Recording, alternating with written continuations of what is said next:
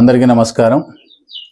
నేను ఈరోజు స్థలము ఏమాత్రం పెరిగినా, గేట్లు వాయువ్యం చూసినా, వాయువ్యపు ఎందుకంటే మనం గేట్లు అమర్చేటప్పుడు కూడా అవి వాయువ్యం చూసినట్టుంటే, అలాగే నైరుతి ఏమన్నా పెరిగి వాయువ్యం తగ్గినప్పుడు ఇలాంటి పరిస్థితులల్లో వచ్చే ఇబ్బందులు చాలా ఉంటాయి. కాబట్టి ఆ ఇబ్బందులను మీకు తెలియజేయడానికి కోసం వాటి యొక్క ప్రభావం ఈ కుటుంబ యజమాని మీద ఎట్లా పడుతుందనేది మీకు క్లుప్తంగా తెలియజేయడానికి కోసం ప్రయత్నం చేస్తా.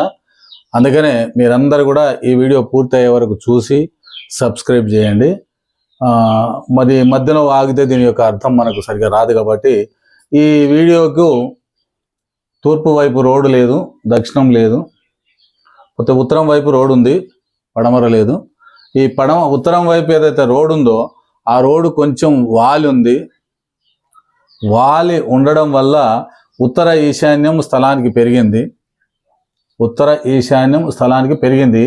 కావున ఆ పెరిగిన స్థలానికి సంబంధించి ప్రహరీ గోడ ఇవ్వడం వల్ల, మీరు చూస్తున్నారు ఇక్కడ ఇట్లా ప్రహరీ గోడ ఇవ్వడం వల్ల ఇక్కడున్న 2 గేట్లు కూడా వాయువ్యాన్నే చూస్తున్నాయి. ఎందుకంటే ఇక్కడ ఇంటి నుంచి ఈ వాయువ్యం వరకు వచ్చిన కొలతకును, ఇక్కడ ఇంటి నుంచి ఈ ప్రహరీ గోడకు, అంటే ఇక్కడి ప్రహరీ గోడకు ఇక్కడ ప్రహరీ గోడకు వచ్చిన విలువ, అంటే కొలత దాదాపు 1 ఫీట్ నుంచి ఇక్కడ నుంచి ఇక్కడ 0 అనుకోండి, మొయిదా కొద్ది 1 ఫీట్ నుంచి ఇక్కడికి వచ్చేసరికి 2 ఫీట్ల వరకు కూడా పెరిగి ఉంటుంది ఈ కొలతను చూసినప్పుడు. అందుకని మీకు ఇక్కడ చిన్న మామూలు కొలత ఏర్పడడానికి ఇచ్చినాము.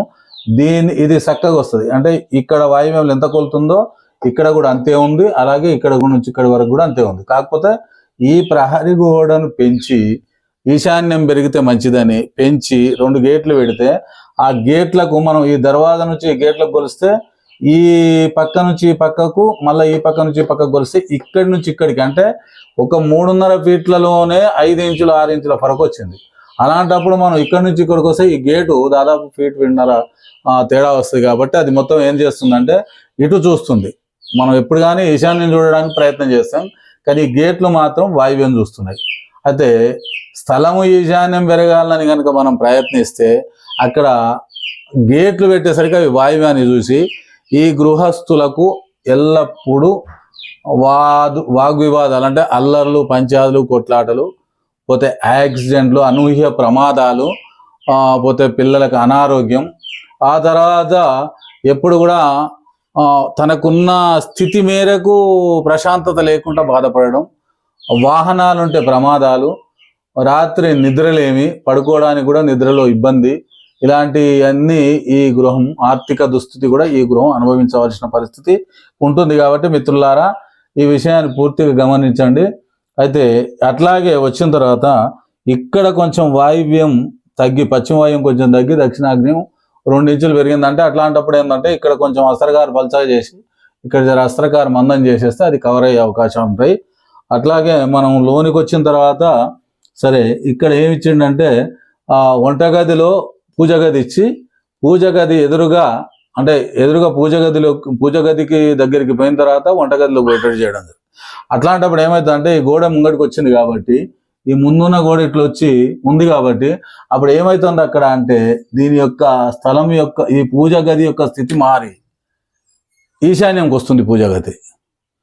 ఈ పూజ గది ముంగడ ఖాళీ స్థలం ఉంది, ఆ ఖాళీ స్థలం నుంచి వంటగదిలోకి పోతున్నారు. కాబట్టి ఇదంతా ఒక్కటే హాల్గా ఏర్పడి, అంటే ఒకటే రూముగా ఏర్పడి, ఆ రూములో ఈశాన్యంలో పూజ గది ఉండడం మరీ చాలా చాలా వాస్తుశాస్త్రంలో నేరం. కాబట్టి ఇది గమనించి మిత్రులారా, ఈ పూజ గదిని సపరేట్ చేసుకుంటూ పూజ గది పక్కన మళ్ళీ ఒక చిన్న ద్వారం ఇచ్చి కిచెన్లోకి పోతే చాలా బాగుండేది.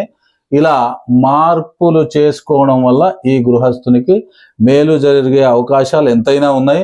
లేదు నేను స్థలమే వదలను అనుకొని దీన్ని ఇట్లే ఉంచితే ఎండ్ల కాలము వివాదాలు మాత్రం, అందరు తగాదాలు, అనూహ్య ప్రమాదాలు మాత్రం ఈ ప్లాటుకు తప్పై, ఈ గృహానికి తప్పై. కాబట్టి ఇలా లేకుండా చూసుకొని, ఇలా ఉన్నవాళ్ళు ఇలా లేకుండా చూసుకోవడం మంచిది. ఇప్పటికైనా దీని దోష సాంద్రత తగ్గించుకోవాలనుకుంటే ఖచ్చితంగా కన్నతల్లి పాదాలు ఒక 40 రోజులు కన్నతల్లి పాదాభివందనం చేయడం చాలా మంచిది. అలాగే ఈ పెరుగుతున్న స్థలానికి ఇక్కడి నుంచి ఇక్కడి వరకు 4 పూల చెట్లు ఇది స్ట్రైట్గా పెట్టుకోవడం చాలా మంచిది. దానివల్ల ఈ రిఫ్లెక్షన్ ఏదైతే ఉంటుందో అది కొంచెం అంటే నెగిటివ్ అనేది కొంచెం దూరమై మంచి జరిగే అవకాశం ఉంటుంది. ఇక్కడ కూడా లాట్రిన్ బాత్రూంలో కూడా అంటే మొత్తం ఈ ఇల్లంతా వాయువ్య దోషాన్ని ఎక్కువ చూపిస్తుంది, నైరుతిలో కొంచెం పెంపు చూపిస్తుంది. అంటే నైరుతి ఈశాన్యం మరీ ఎక్కువగా పెరిగినట్టు చూపిస్తుంటుంది. అయితే ఈ లాట్రిన్ బాత్రూమ్ కూడా ఇంటికి ఆనించడం జరిగింది, మెట్ల కింద వస్తూ ఇంటికి ఆనించడం జరిగింది. అసలు ఏ వాస్తు పండితుడు కూడా ఈ మధ్యన చాలా వరకు అందరు చెప్తూనే ఉన్నారు మెట్ల కింద లాట్రిన్ బాత్రూమ్లు నిర్మాణం చెయ్యరాదు అని. ఆ చేసిన నిర్మాణం కూడా ఆల్రెడీ ఏం చేశారంటే ఇంటికి తగిలిచ్చారు. ఆ ఇంటికి అసలు ముందు కొద్దిగా ఖాళీ స్థలం వదిలి బాత్రూమ్ కట్టుకొని మళ్ళీ ఆ తర్వాత ఏంటంటే ఆ ఇంటికి తగిలిచ్చి డోర్ పెట్టేసి బస్ కథం అది కూడా ఒక బాత్రూమ్గా మార్చుకున్నారు. ఇది కూడా చాలా తప్పు. కాబట్టి ఇది కూలగొట్టడం వల్ల వచ్చే నష్టాలు చాలా ఎక్కువ. కాబట్టి మీ పూజ గదిలోనే రెడ్ కలరు ఒక 3 రోజులు బేస్తా శుక్ర శని ఆదివారం వరకు పెట్టి పూజించి దేవుడిని జ్ఞాపకం చేసుకొని కనుక ఆ కలర్ను 4 ఇంచుల వెడల్పుగా ఇల్లుకు దాకకుండా ఈ బాత్రూమ్కి వేసుకున్నట్టుంటే మంచి రిజల్ట్ వచ్చే అవకాశం ఉంటుంది. ఆ ప్రకారంగా ఇక్కడ కూడా ఈ మార్పు చేసి పూల చెట్లు పెట్టుకోవడం వల్ల మంచి మార్పు వస్తుంది. ఈ గృహస్థులు ఎప్పుడు కానీ శివునికి కళ్యాణం ప్రతి సంవత్సరానికి ఒకసారి శివ కళ్యాణం చేసుకుంటే మేలు జరిగే అవకాశం ఉంటుంది. అలాగే సత్యనారాయణ వ్రతాన్ని కూడా వాడుకోవడం చాలా మంచిది. ఇంకొకటి ఏంటంటే ఎంత ఉన్నా కొద్ది ఆర్థిక స్థితి మాత్రం ఇబ్బంది పడే అవకాశం ఉంది. కాబట్టి నల్ల ఉమ్మెంత ఆకులు నల్లమెంత పువ్వులు తీసుకుపోయి శివుని మీద పెట్టి ఆరాధన చేసి ఆ తర్వాత పాలతోటి అభిషేకం చేస్తే మంచి ఫలితాలు వచ్చే అవకాశం ఉంది. కాబట్టి మిత్రులారా, మీకు నచ్చితే ఈ యొక్క విషయాన్ని గమనించి నేను చెప్పిన రెమెడీలు ఫాలో చేసుకోండి. లేదనుకుంటే ఈ గోడను ఇలా మార్చుకొని గేట్లు సరిగ్గా చేసుకోండి.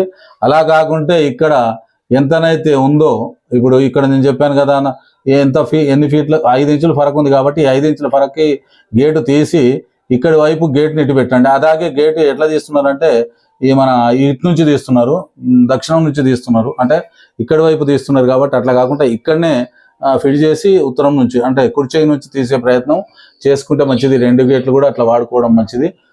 దీనికి కూడా ఇక్కడ చిన్న దిమ్మె ఇప్పుడు ఇక్కడ నుంచి ఇక్కడ ఈ పారుకు వేసుకొని ఇక్కడ నుంచి ఇక్కడికి కొలతేసి ఆ తర్వాత మళ్ళీ ఇక్కడ నుంచి ఇక్కడ కొలతేస్తే 1 ఫీట్‌న్నర అట్లా తేడా వస్తుంది. కాబట్టి 1 ఫీట్‌న్నర ఇక్కడ గద్దె కట్టి ఈ గేట్ను ఇలా మలచాలి, ఇట్లా పెట్టాలి, గేట్ను ఇట్లా పెట్టాలి.